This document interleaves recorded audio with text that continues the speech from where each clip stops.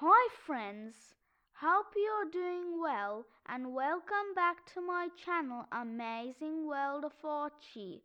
Today I'll share a first look of Megamonster by David Walliams. Let's begin.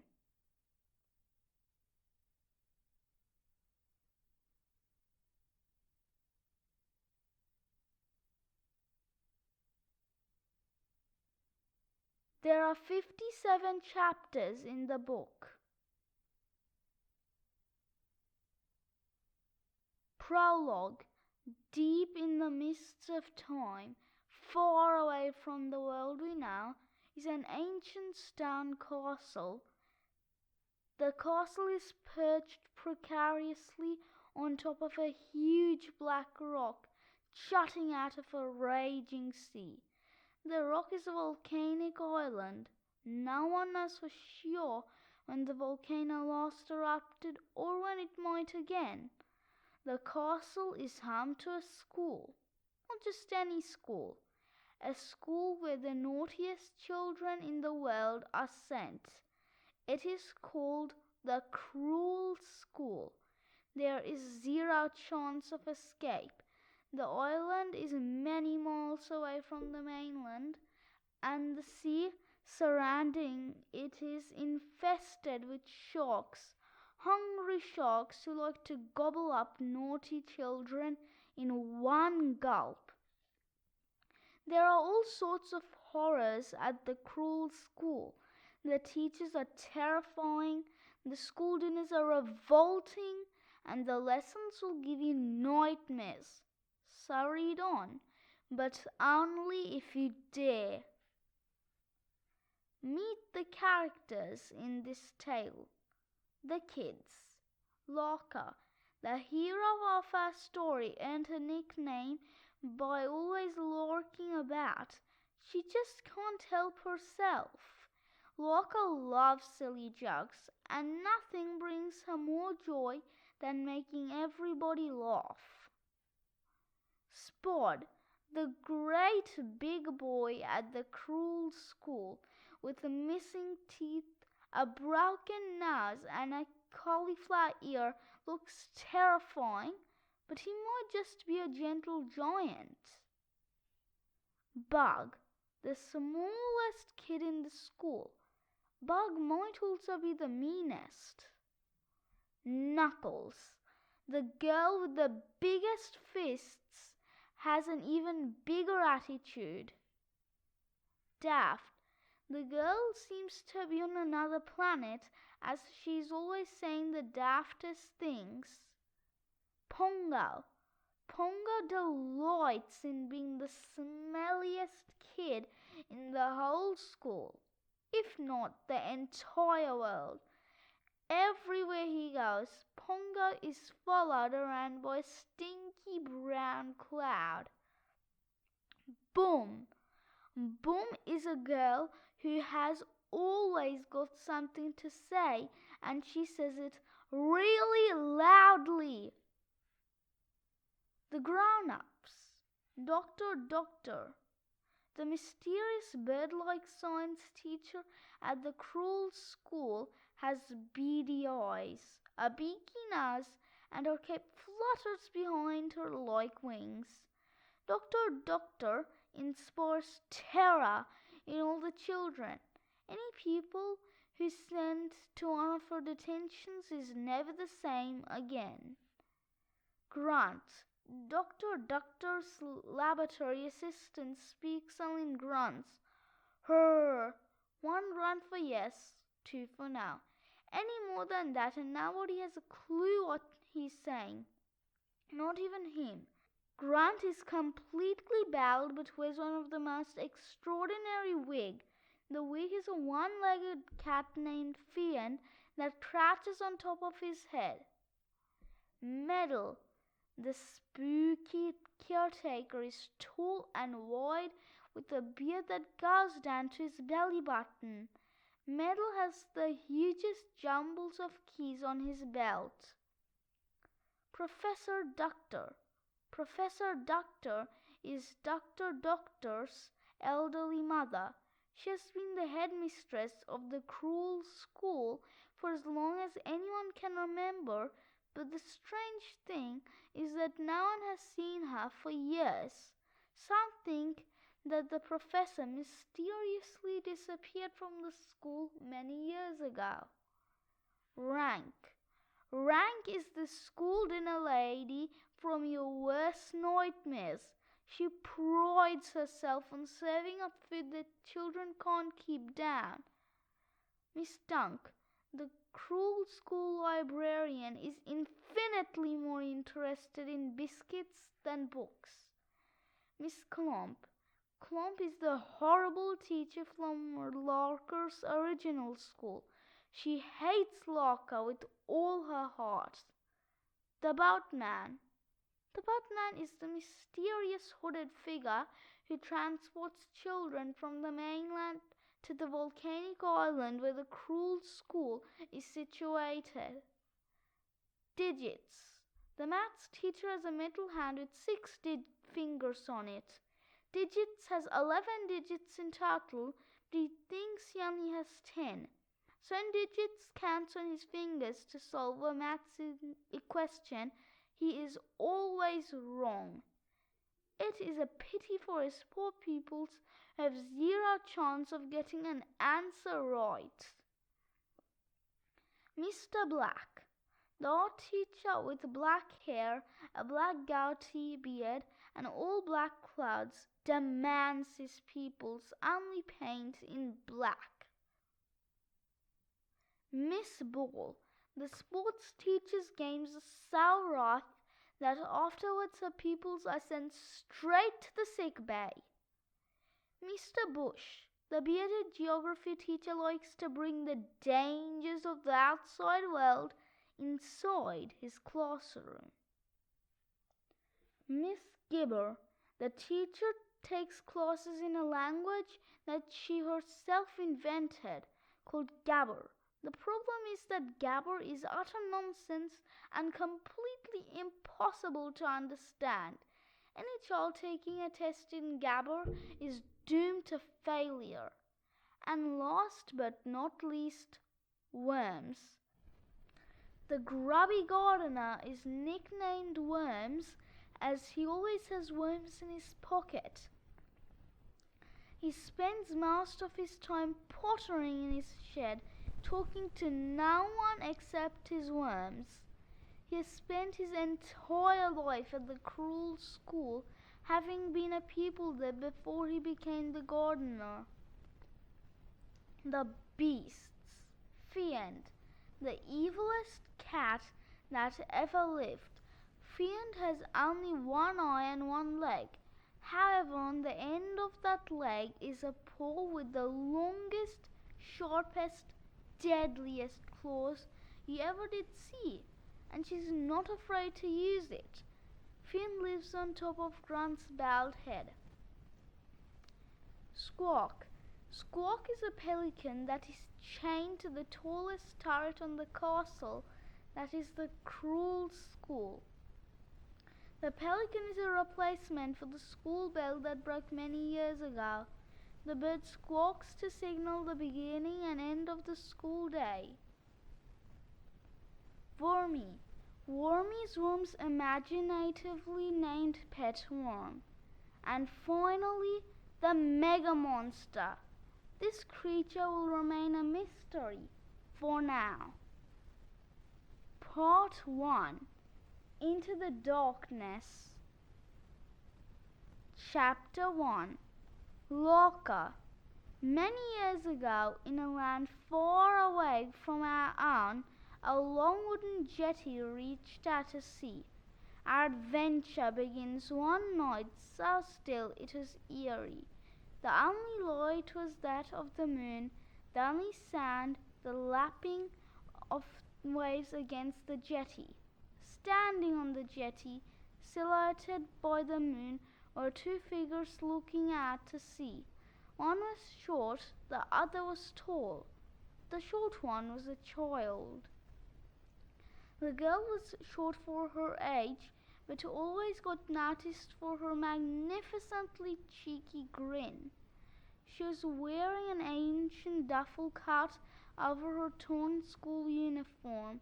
Her boots had holes in them, so many holes in fact, that it would be easier to say the holes had boots in them.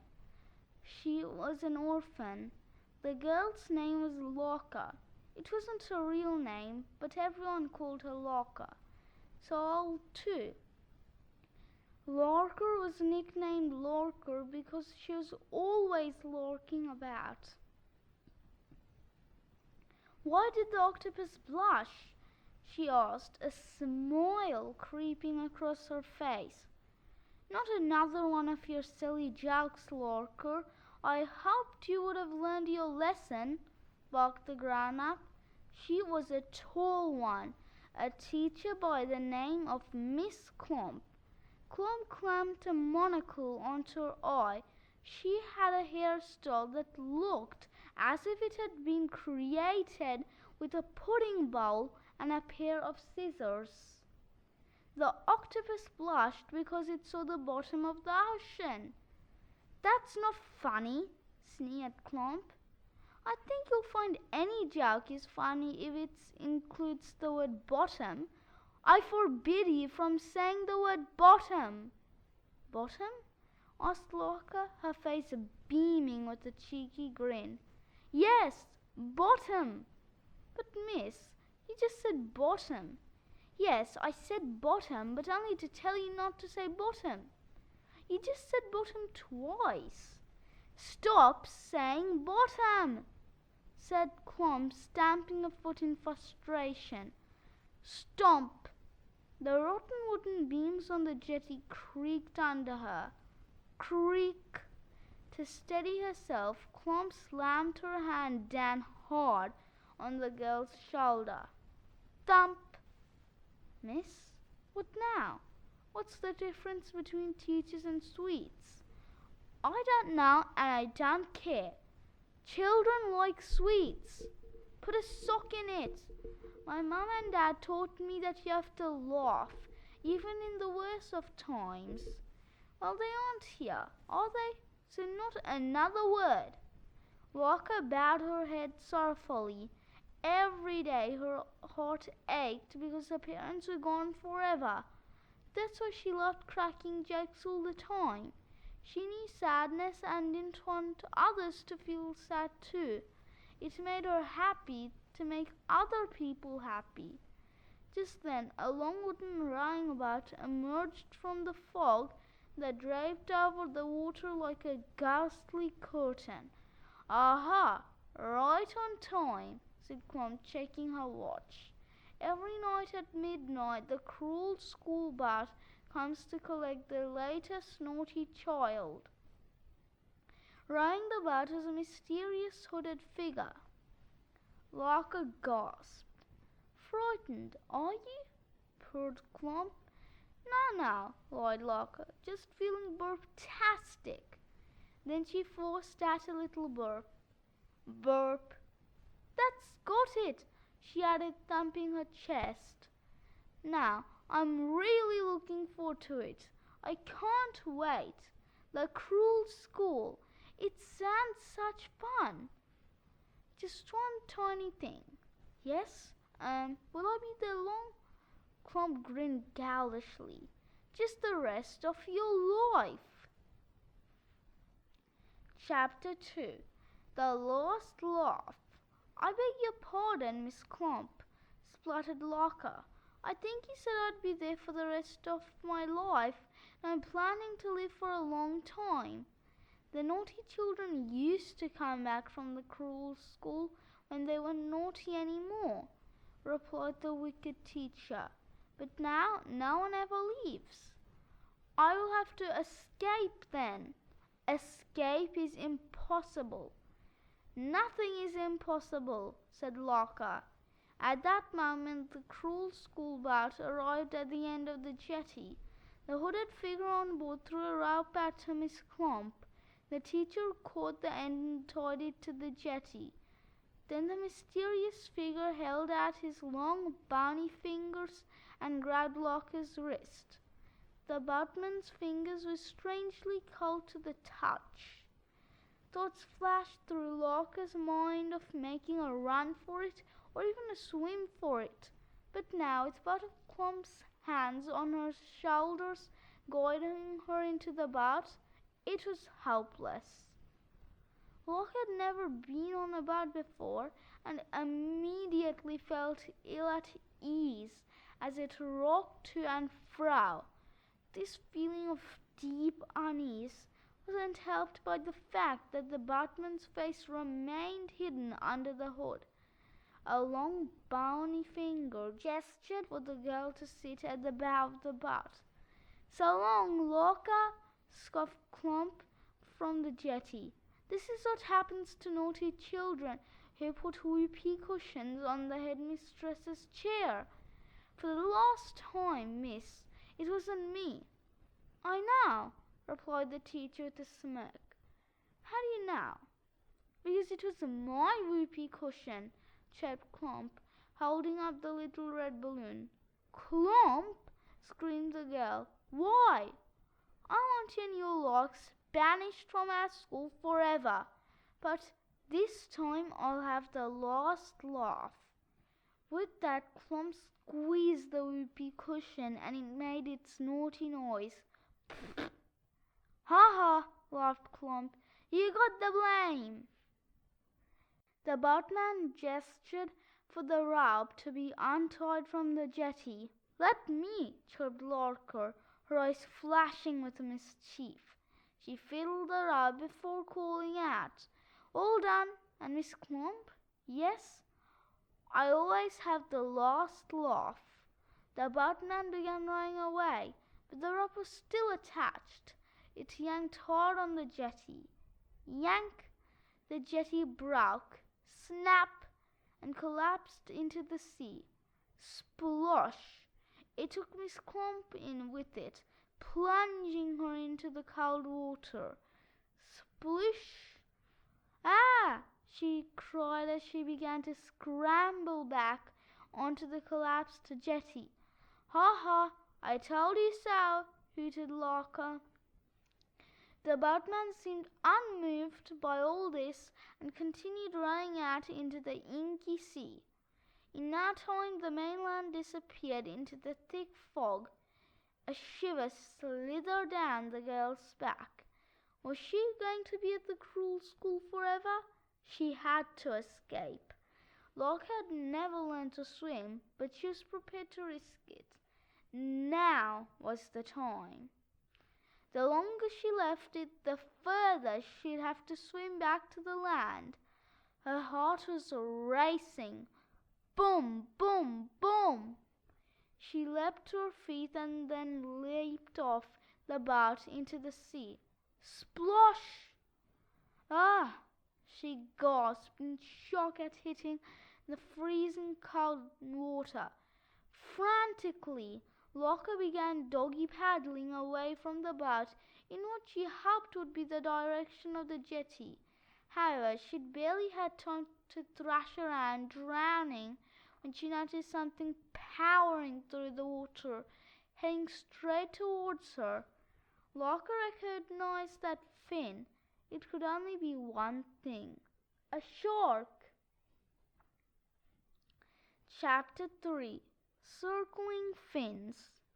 Larker spun round in the sea, desperate to speed back to the boat. "Help!" she cried, which was a bit rich, as she was the one who just leaped into the sea. However, between her and the boat was another shark, and another, and another. Fins were circling the girl. Any moment now she was about to become shark food. "Help!" she cried again as she felt another huge beast brushing past her legs. Larker shut her eyes tight. Next, she felt something hard prodding her arm. She didn't dare open her eyes. It must be the nose of a shark. It prodded again. Larker opened one eye. It was the end of an oar. The mysterious boatman was trying to rescue her. Larker held on tight as she was dragged through the water, shark snapping at her heels. Snap, snap, snap. Swoosh! When she reached the side of the boat, the figure hauled her on board, but not before the biggest and seemingly hungriest of the sharks had sunk its razor-sharp teeth into her duffel coat.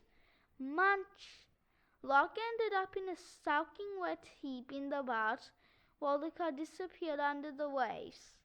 "I never did like the duffel coat," she joked. Needless to say, the boatman didn't laugh, or giggle, or even snort. Larker slumped back down on the bench in her cold, wet clothes. The boatman rowed on through the fog as the sharks fought over the coat. Who knew sharks like the taste of duffel? Still nothing. "Come on, that was funny. You're one tough crowd, Mr. Boatman. Got another one for you? What did the shark say after eating a clownfish? That tasted a little funny. Now, what another one? How did the hammerhead do in his test? He nailed it.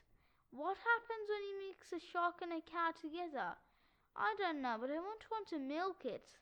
Come on, these are gold." The boatman did not respond in any way and continued rowing in perfect rhythm. Larker sat there trying to enjoy the view of the fog. As she listened, she could swear she heard the sound of ticking and whirring like a clock, but louder. Tick-tock, tick-tock. "Can you hear that?" she asked, then shook her head. There's no way she was going to get an answer out of him. "Never mind. Wake me up when we get to the fun fair." Larker closed her eyes and pretended to sleep. Suddenly she felt a terrible chill. A wicked wind had whipped up. She opened her eyes to black clouds rolling low over the sea. Then lightning struck a stone's throw from the boat. Crackle! A rumble of thunder followed. Boom! Waves began to swell, rocking the rowing boat as if it was some deadly fairground ride. Larker clung on desperately, her grimy fingernails digging into the wood. The boatman didn't break his rhythm. Instead, the figure continued rowing as buckets of rain poured down on them, flooding the boat. Finally, there it was, emerging from the storm. The Cruel School. Chapter 4. The silhouette of a castle stood on a huge flat volcanic rock jutting out of the sea. The castle looked as if it had been randomly added to over the centuries. It was a muddle of towers and turrets. It was Gothic in style, looking as if it could be home to a family of vampires. The Cruel School was home to a very different type of monster, the world's naughtiest children. Larker was not one of them. She knew the difference between wrong and right. Silly jokes are not a crime. Now she was about to find herself living side by side with the naughtiest of the naughtiest. These kids are going to be absolute horrors. The boatman tied up the boat to a rock, and Larker scoured the island for some steps that might take her up to the castle. There were none. Instead, the world's longest rope ladder dangled down. The boatman gestured for Larker to climb the ladder. The waves were lashing against the rocks, causing explosions of spray. Sploosh! "If you say so," she said, leaping onto the ladder. She clung on for dear life. Creak! The ancient rope sagged under her weight. Her sodden clothes made her twice as heavy as normal. Snap, snap, snap! Looking down into the sea, she saw sharks snapping at her ankles. Were these the same sharks or different sharks? There just wasn't time to ask, so she continued climbing the ladder, hauling herself up step by step. Soon the sharks were a long way down. However, halfway up, disaster struck. Her wet boot slipped on one of the rungs. Slip! Ah! Cried Larker as she tumbled through the air. Whoosh! She just managed to grab hold of the last rung as a giant shark reared out of the water and launched itself at her, jaws wide. Chomp! Despite her exhaustion, having a shark about to eat her gave the girl a sudden burst of energy. Now she raced up the rope ladder as if her life depended on it, which it did. Clunk, clunk, clunk. In no time she reached the top. Larker kissed the cold wet ground. Such was her relief to have not been eaten alive. However, as she looked up, she saw two steel-capped boots at the eye level. "Welcome to the cruel school," said a voice. "We hope you have an unpleasant day." Chapter 5. Medal. "Get up!" came a bark. Larker scrambled to her feet. At first she thought she might still be on her knees, as she was only waist height with the figure. But now, this person really was that tall. Larker's face was level with huge sets of keys dangling from a thick leather belt. The key swung forward as the figure straightened up and bashed Larker, bang, on the nose. Clank!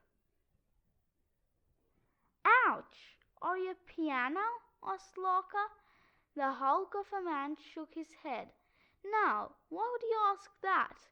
You have 88 keys, so you're the one who put the whoopee cushion on her headmistress's chair." He was big and beefy enough to be a circus strongman. The man had the appearance of a cupboard that had stuffed into overalls. To add his startling look, he had a long scruffy beard that went all the way down to his belly button. The castle loomed behind him as if it were his own enormous shadow. "It wasn't me," protested Larker. "That's what they all say," mocked the man. "It was my teacher who did it." "A likely story. I'm the caretaker Medal. I've got a joke for you." "I don't want to hear it." "What do caretakers do at night?" "They go to sleep."